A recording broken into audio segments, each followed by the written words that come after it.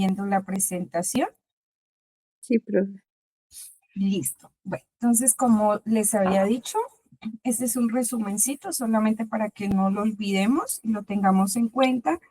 Esta diapositiva ya la habíamos visto y habíamos quedado aquí. Aquí entonces voy a tomar esta como para volver a retomar, ¿sí?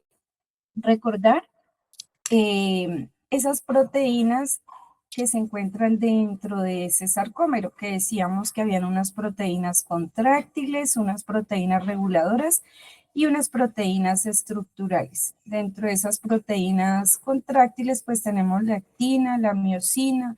Dentro de las reguladoras tenemos a la tropomiosina, a la troponina, y dentro de las estructurales tenemos a la titina y a la neulina. Esas son, digamos, esas proteínas grandes que se encuentran dentro de esta estructura del sarcómero, que es una unidad muy importante para todo el proceso de la contracción del músculo. Entonces, vamos como a desglosar una a una y vamos a ir hablando también de algunas otras estructuras.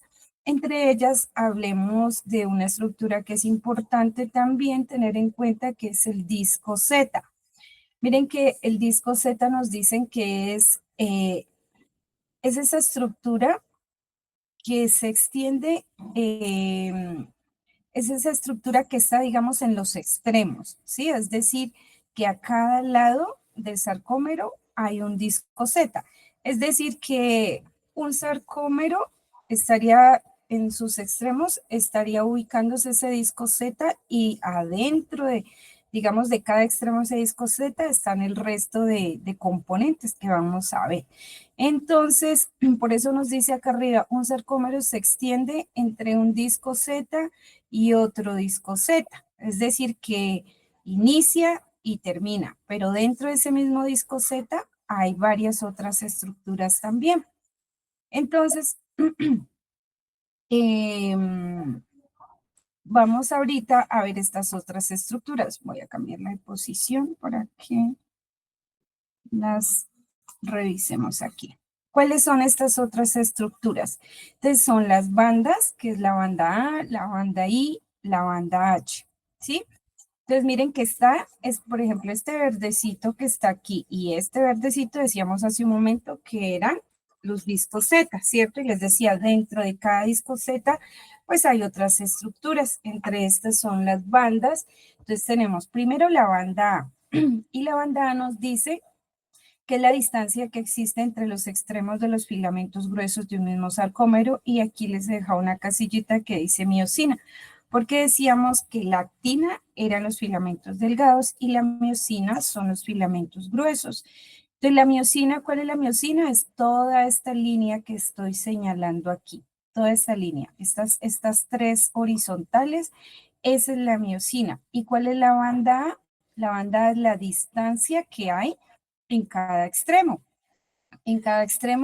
de ese filamento grueso. Entonces, de aquí, por eso hay una flechita que les dice de aquí hasta acá, ese espacio o esa distancia es la banda A. ¿Y cuál es la banda H?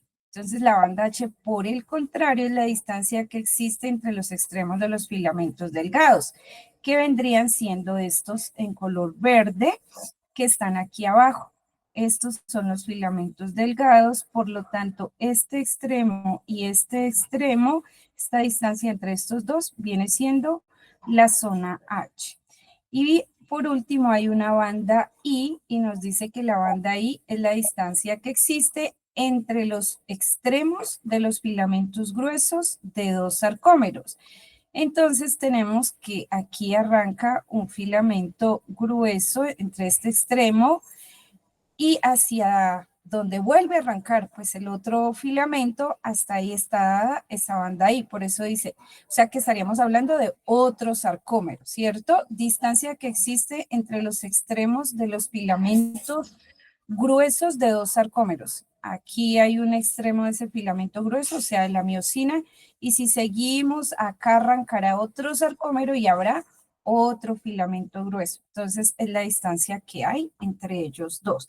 Esas son las bandas que existen dentro de este componente importante que es el sarcómero. Entonces, Aquí está como el resumen, ¿cierto?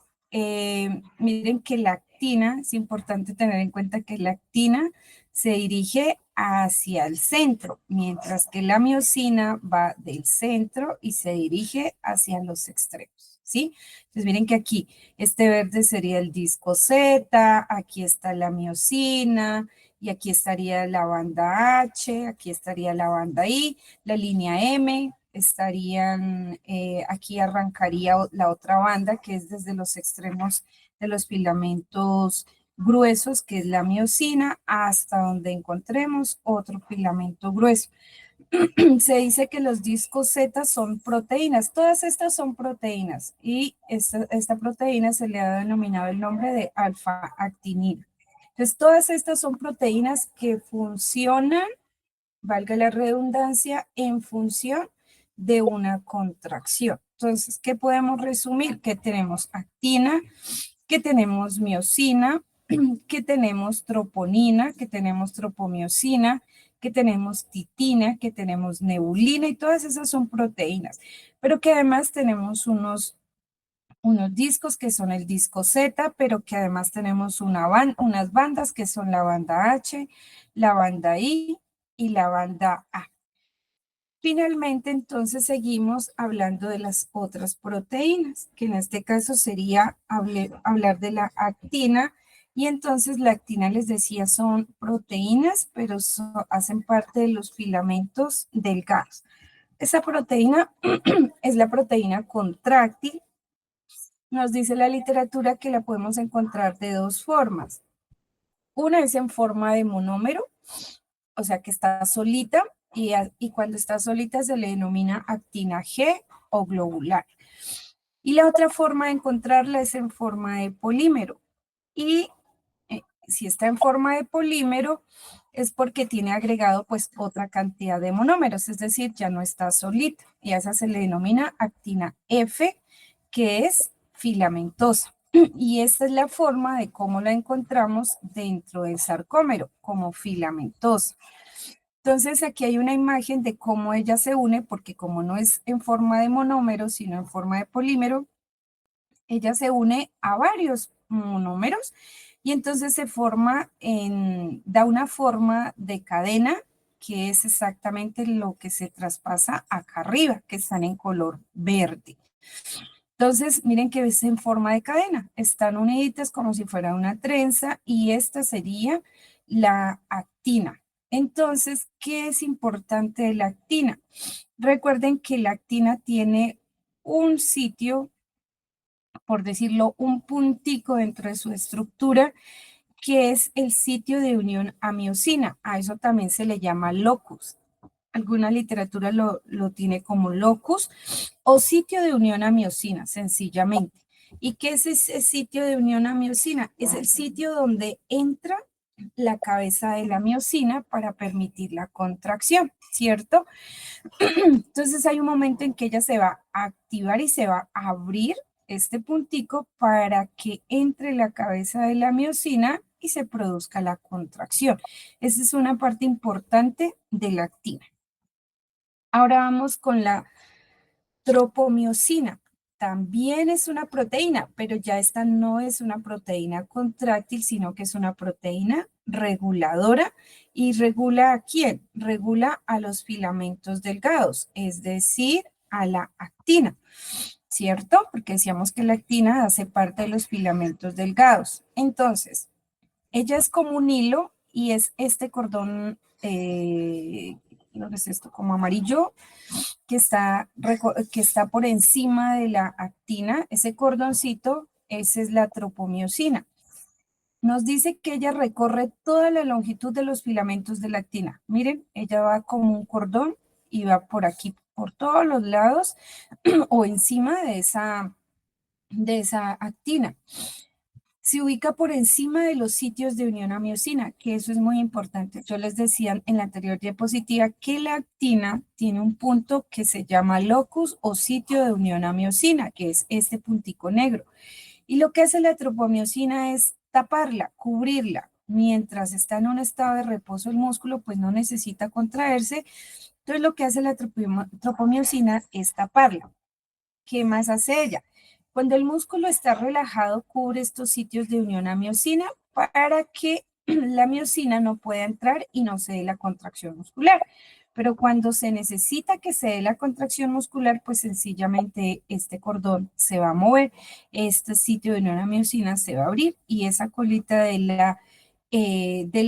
esa colita de la miocina va a ingresar a este locus o a este sitio de unión a miocina.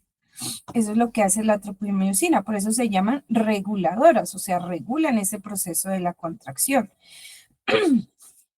Y la otra proteína reguladora de los filamentos delgados, o sea, de la actina, es la troponina. Y esta tiene 3 dominios, o sea, es como si tuviera 3 partes. Entonces, tiene un primer dominio, que es el dominio de la unión a calcio. Y a esa se le denomina troponina C, que es el morado que ustedes están viendo acá, ¿cierto? Es decir, esta bolita color naranja sería la troponina, pero esa misma bolita tendría 3 puntos o tres partecitas, por decirlo así. Entonces, esa troponina C es una primera parte que tiene ella. ¿Y qué quiere decir ese lado de la troponina C? Que ahí es donde llega el calcio cuando se va a dar la contracción. O sea que el calcio ya sabe que se debe unir por ese lado para dar la contracción. Y el otro dominio es el dominio de unión a tropomiosina, que es la troponina T, que es el que está aquí en rojo. ¿Te recuerdan que decíamos ahorita inmediatamente anterior que la tropomiosina era este cordón blanco, perdón, amarillo.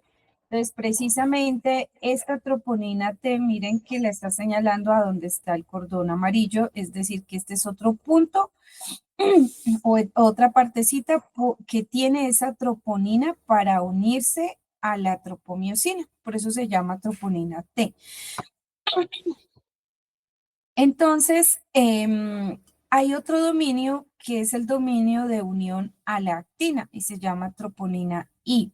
Entonces, es este azul que está aquí. Es decir, en conclusión, que esta bolita naranja, troponina, se une por 3 lados. Uno, se une al calcio por el lado de la troponina C, se une a la tropomiosina por el lado de la troponina T y se une a la actina por el lado de la troponina I. Ella tiene como esas 3 caras con las cuales debe estar unida a estas 3 estructuras importantes que son súper importantes para que se dé el proceso de la contracción. Por eso se llama proteínas reguladoras, que cuando no se da la contracción, pues no hay ninguna acción. Pero en el momento en que se dé la contracción, pues ellas van a actuar para que se empiece a dar todo este proceso. Luego tenemos otra proteína, pero miren que ya no es reguladora. Miren que hay proteínas contráctiles que son actinamiosina, reguladoras que son troponina y tropomiosina, y ahora ya vamos a hablar es de las estructurales, que sería la neulina, y son estructurales para los filamentos delgados, o sea, para la actina. Y la neulina, como su nombre lo dice, estructural, darle esa estructura, ese soporte, permite que la unión entre los filamentos delgados, o sea, la actina, y los discos Z sean fuertes, porque ¿qué decíamos de los discos Z? Decíamos que eran esos extremos de la actina, ¿cierto? O sea, de los filamentos delgados.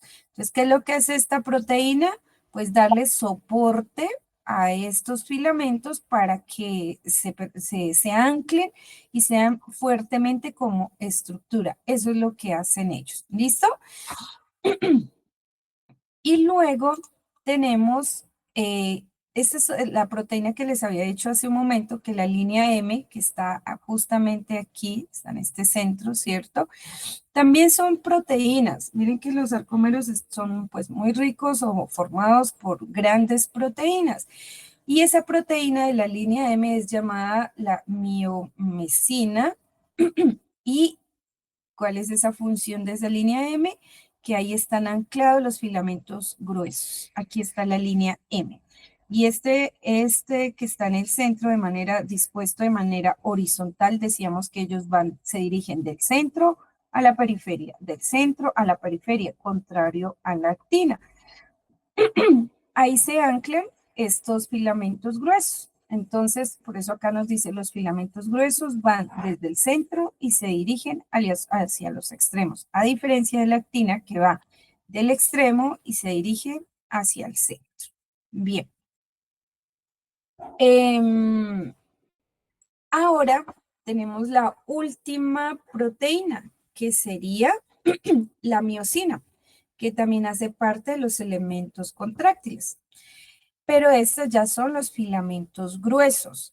Y miren que esta miosina se presenta en forma de dímero, o sea, de dos monómeros, así como hablábamos hace un momento de la actina.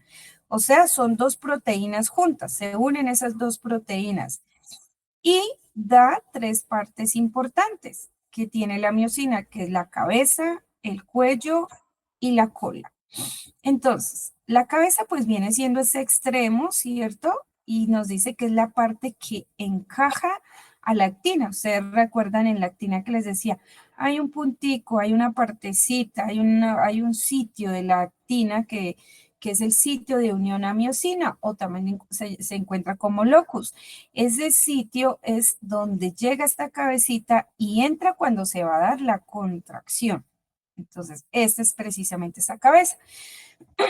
El cuello sencillamente es la unión entre esta cabeza y la cola permite que las proteínas de miosina se puedan unir hacia la línea M. Es decir, que esta cola es la que se ancla hacia la línea M, o sea, hacia esta que estamos acá.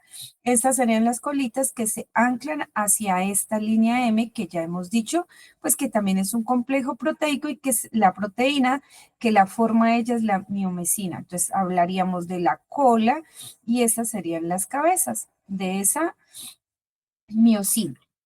Eso es lo que hace la miosina.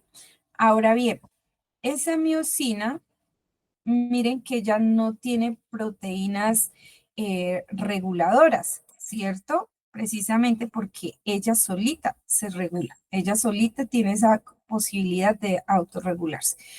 Entonces, la miosina, aquí nos dice, cuando el músculo está relajado, todas las cabezas de la miosina están unidas a una molécula de ADP y a un fosfato inorgánico. Que estas cabecitas que ustedes ven aquí, miren, se unen a un ADP y a un fosfato inorgánico, o sea, a esta sigla que dice PI. Cuando el músculo está relajado, porque cuando entra el proceso de la contracción, pues esto se libera para que se dé el proceso de la contracción. ¿Listo? Bien. Les decía hace un momento que la miosina es la misma, ella misma es proteína reguladora de sus propios, pues de ella misma.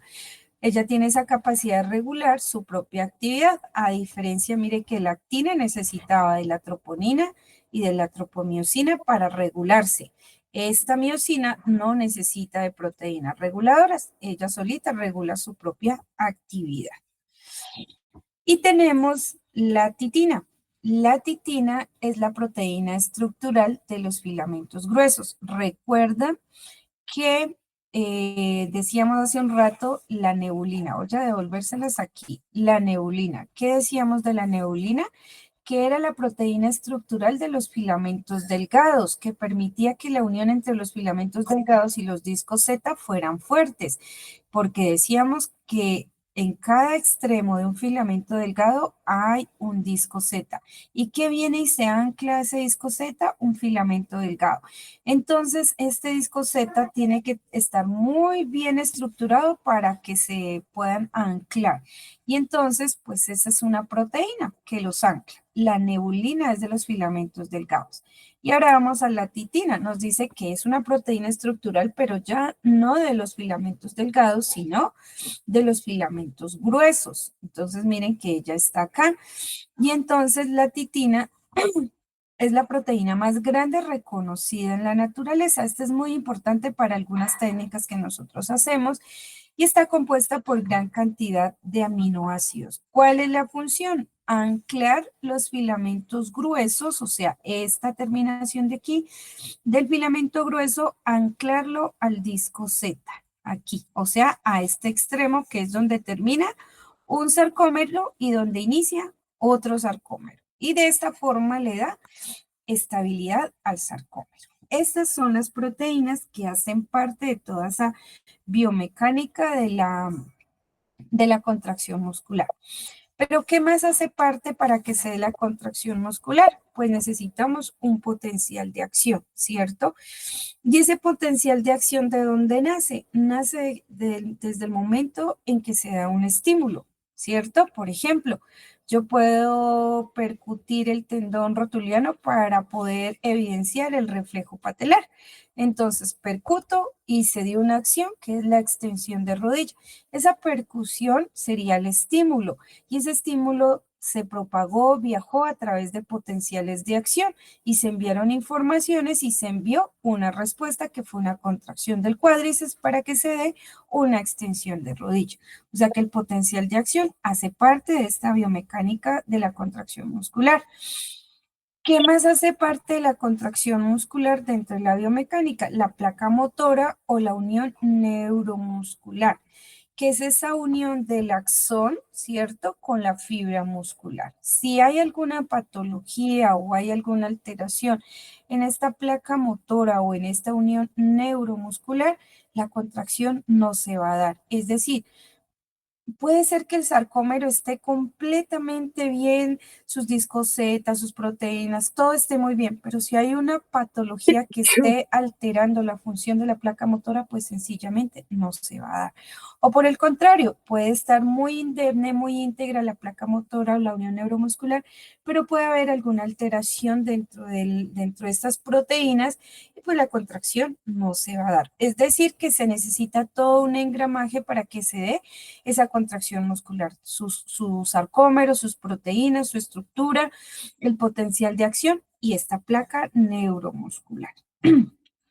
Bien, y finalmente entonces recordemos que ahora sí, pues las fibras musculares ya en sí, ellas las encontramos de diferentes tipos, no todas las fibras musculares pues son iguales dentro de un músculo, y encontramos digamos, dos tipos de fibras grandemente importantes, que son las fibras tipo 1 y las fibras tipo 2.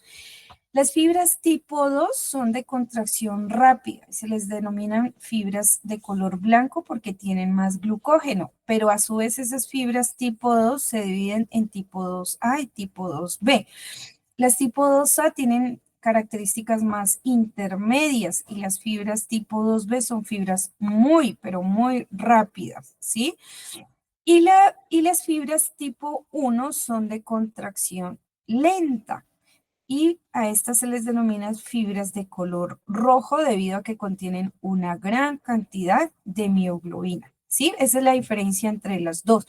Se las van a encontrar en la literatura como fibras o fibras rojas o fibras blancas. Ya sabemos que las rojas serían las tipo 1 y las blancas serían las tipo 2, pero que a su vez las tipo 2 se dividen en 2A y 2B, siendo las 2B muy rápidas y las fibras tipo 2A de características más intermedias. O sea, ellas siguen siendo rápidas, pero no tan rápidas como las tipo 2B.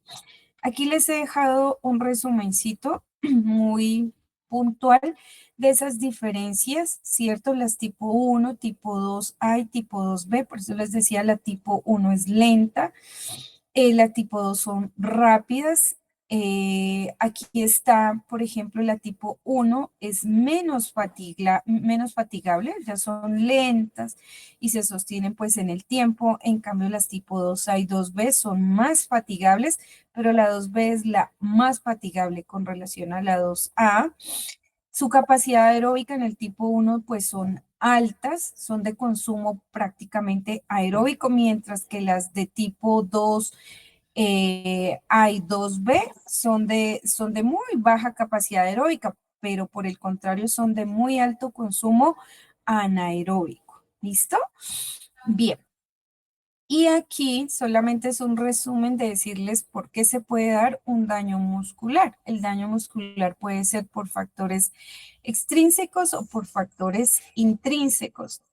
Por factores extrínsecos pueden ser por procesos infecciosos, por procesos químicos, por ejemplo, por procesos térmicos, puede haber una quemadura, y eso es un daño muscular, pero son factores extrínsecos, ¿cierto? Por agentes infecciosos, virus, bacterias, puede generarnos un daño muscular, tóxicos, puede generar algunas patologías, miopatías por esteroides, o sea, daños que sean externos, pero también hay unos factores que están dentro de los extrínsecos, ¿cierto? Y que serían los factores mecánicos. Dentro de esos factores mecánicos, un traumatismo indirecto, por ejemplo, una ruptura muscular, un desgarro muscular, una sobrecarga sobre ese músculo, sí, una lesión o también pues del mismo tendón que hace parte de la parte final de ese músculo. También factores mecánicos como la inmovilización, cuando los pacientes deben estar sometidos a mucho tiempo de inmovilización, pues hay pérdida de masa muscular y a eso se le llama atrofia muscular o también traumatismos directos, ¿cierto? Por ejemplo, un accidente de tránsito, una caída, un traumatismo por contusión o pueden haber laceraciones. Esos serían factores mecánicos. Están clasificados dentro de estos factores mecánicos que hacen parte de los factores extrínsecos, ¿sí? Ahora bien, hay unos factores intrínsecos por los cuales se puede ver alterado toda esa biomecánica del músculo, que pueden ser por patologías que se desarrollan.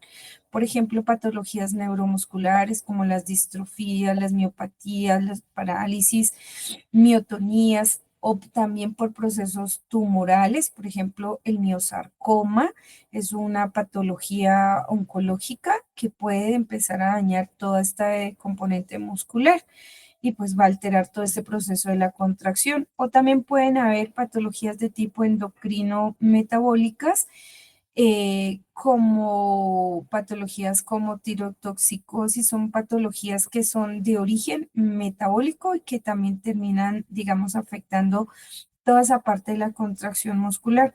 O también pueden haber alteraciones circulatorias que van a alterar también el músculo, como son contracturas isquémicas o la miositis osificante, que son patologías de tipo de alteración, de tipo circulatorias y que van a alterar toda esa biomecánica del músculo y que finalmente pues van a alterar la contracción muscular. Entonces, básicamente, ese es un resumen de lo que sería un poco de la biomecánica muscular, que ya la han visto, pero no está siempre de más poderles recordar esta partecita, porque de aquí es que pues también unimos todas esas patologías que ustedes van a presentar en la próxima semana, ¿cierto? Y que pues obviamente siempre la base va a ser lo anatómico, la base siempre va a ser lo biomecánico y que de ahí vamos ligando a cómo se presenta una patología y cómo esa patología va a terminar dañando pues el tejido. En este caso hablamos de músculo y si daña el músculo pues va a dañar todos los componentes que ya vimos que tiene el músculo y si los daña pues se va a traducir en que no va a haber contracción muscular y si no hay contracción muscular pues no va el paciente no va a poder muy seguramente hacer ciertas actividades de su vida diaria y eso hace que se generen ciertas limitaciones y es un paciente que puede terminar de pronto en una discapacidad. Eso es lo de la parte de biomecánica muscular del resumen. Me cuentan si hasta ahí fue claro o hay algo que no se entendió para poderlo repetir.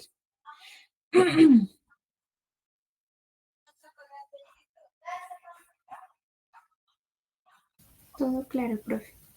Bueno, voy a aprovechar estos últimos minutos solamente para mostrarles, aquí me regalan solo 10 minuticos que quiero mostrarles esta presentación que yo espero el jueves podamos hacer la parte práctica, ¿vale? Les pido que el jueves, por favor, pues llevemos ropita de práctica, aunque vamos a estar en el salón, habíamos dicho, no hay problema, pero pues al menos quiero hacerlo demostrativo. Y es el tema de la valoración de postura. Sé que postura también ustedes lo vieron en biomecánica. Y aquí solo voy a hacer énfasis en una parte evaluativa importante. Recordemos que postura es la posición relativa del cuerpo en cualquier momento dado, compuesta por la posición de las distintas articulaciones en un momento.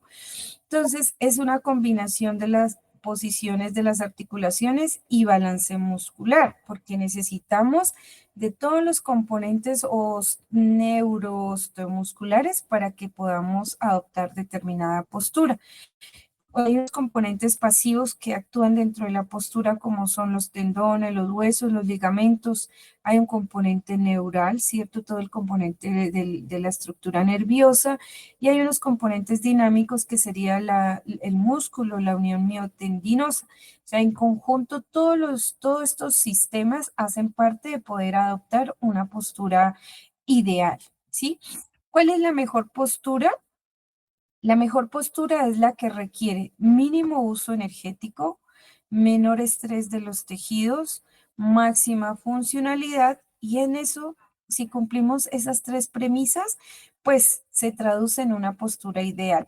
Quizás no porque me siento de determinada forma, no porque me colapso un poco acá o acá, pues es la peor postura, no. Hay que tener en cuenta pues que no es que hayan posturas y así eh, que tengamos que estar totalmente derechitos, no, lo que hay que tener en cuenta es estas tres premisas: mínimo uso energético, menor estrés de los tejidos y máxima funcionalidad. Si tenemos estos tres, vamos a tener una postura ideal. Entonces acá dice, sin importar las circunstancias, cualquier posición que aumente el esfuerzo de las articulaciones se considera una posición defectuosa, porque precisamente esto lleva a presencia de dolor, alteraciones posturales, a desbalances musculares y a otras tantas alteraciones o otras, digamos, presencias de dolores. Mm, Algunas posturas se dan más de manera posicional, por ejemplo, el pobre hábito postural que a veces adoptamos cuando nos toca estar mucho tiempo sentados, por el desequilibrio muscular o precisamente por el mismo dolor, hace que nosotros adoptemos ciertas posturas antálgicas. Y estructurales es cuando ya hay anomalías congénitas, cuando hay problemas en el desarrollo pues motor del bebé o enfermedades que hayan, digamos, ya de base. Entonces, si un bebé nació con alguna anomalía congénita, pues ya sabemos que bajo esa anomalía vamos muy seguramente a tener grandes alteraciones posturales en él y que no se va a cumplir muy seguramente estas tres premisas de mínimo uso energético, de menor estrés de tejidos y de máxima funcionalidad. Por lo tanto, vamos a encontrar que en esos niños no vamos a tener unas posturas ideales y que van a terminar generando otras alteraciones. Entonces, de ahí que viene todo el análisis postural. Ustedes en biomecánica sé que vieron todo el análisis de postura emplomada, que quizás también usaron algún software, ¿cierto?, para poder hacer ese análisis de postura. Y yo creo que les hablaron que la postura la tenemos que valorar desde tres vistas, que es la vista anterior, la vista posterior y la vista lateral. Eh, que valoramos esta, o al menos en esta postura que vamos a valorar en adelante, es básicamente mirarla en función cómo el paciente se está adoptando esa postura, sin hacerle ningún ajuste. Y entonces ahí es donde, pues yo espero que lo logremos, tener este espacio para que todo esto que está en adelante podamos hacerle un análisis postural. Solamente quería adelantarme y aprovechar este poquito de tiempo para sacar esta teoría que era definirles postura, hablarles un poquito de la postura ideal, llegar aquí a decirles que la tenemos que valorar en tres vistas: anterior, posterior y lateral, que yo estoy segura que ya lo saben. Y ya el juez, por favor, llevan ropa de práctica. Vamos a pasar a hacer es un análisis postural y les voy a hablar de algunas cositas de ese análisis postural que debemos tener en cuenta. No es más, niños, eso por hoy. Les había hecho media horita nomás y también quiero respetar el tiempo de ustedes. Bueno, entonces eso es. ¿Alguna pregunta, chicos? Todo claro, profe, gracias. Bueno, niños, entonces nos vemos este jueves, Dios mediante. Bueno, que estén muy bien. Hasta luego, profe, muchas gracias. Bueno, chao, niñas. Gracias.